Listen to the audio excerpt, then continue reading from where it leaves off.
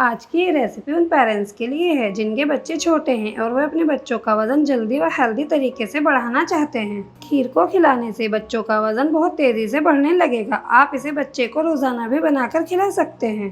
तो फिर चलिए बनाना शुरू करते हैं। इस हेल्दी फूड को बनाने के लिए हमें किन किन चीज़ों की आवश्यकता है, चलिए आपको दिखाते हैं। एक उबले हुए आलू को मैंने ग्रेट कर लिया है, काजू का पाउडर 1 टेबल स्पून, सूजी 3 table spoon, sugar 3 table spoon. आप चाहें तो शुगर की जगह गुड़ या मिश्री भी ले सकते हैं। पैन में 1 चम्मच देसी घी डालकर गर्म होने के लिए रख देंगे। घी गर्म होने पर हम इसमें अपनी सूजी डाल लेंगे। सूजी को लगातार चलाते हुए भून लेंगे। हमें सूजी को ज़्यादा डार्क रंग का नहीं भूनना है, बस इसे हल्का सा ही भूने। बच्चे इसे बहुत ही शौक से खाते हैं और ये बहुत ही जल्द बनकर तैयार हो जाता है। हमारी सूजी भून गई है और इसकी रॉ स्मेल भी चली गई है। अब हम सूजी को एक प्लेट में निकाल लेंगे।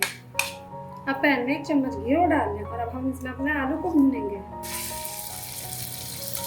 आलू को चलाते हुए घी में 1 मिनट तक भून लें। हम ये खीर बच्चों के लिए बना रहे हैं, इसीलिए इस खीर को बनाने के लिए देसी घी ही डालें। ये खीर बच्चों के लिए बहुत ही हेल्दी होती है क्योंकि इसको बनाने के लिए हमने इसमें देसी घी, आलू, सूजी, शुगर और काजू का इस्तेमाल किया है। इस खीर को खाने से बच्चों का वजन बहुत जल्द बढ़ने लगता है। अब हम इसमें 2 टेबल स्पून पानी डाल देंगे। पानी डालकर चलाते हुए मिला लें ताकि हमारे आलू अच्छे से गल जाएं और अगर इसमें कोई मोटा टुकड़ा रह गया हो तो वो भी अच्छे से पक जाएगा। मैंने पानी डालकर आलूओं को 2 मिनट पका लिया है। गैस की आंच को एकदम स्लो कर दें और अब हम इसमें अपनी सूजी डाल देंगे, साथ ही शुगर पाउडर भी डाल दें और काजू पाउडर भी।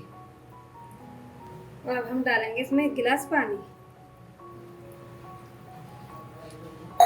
अब इसे चलाते हुए अच्छे से मिला लें। गैस की आंच को मीडियम कर लें। मीडियम आंच पर चलाते हुए इसे अच्छे से पका लें। मीडियम आंच पर मुझे खीर को पकाते हुए 2 से 3 मिनट हो गए हैं। अब हम इसमें आधा कप दूध डाल देंगे।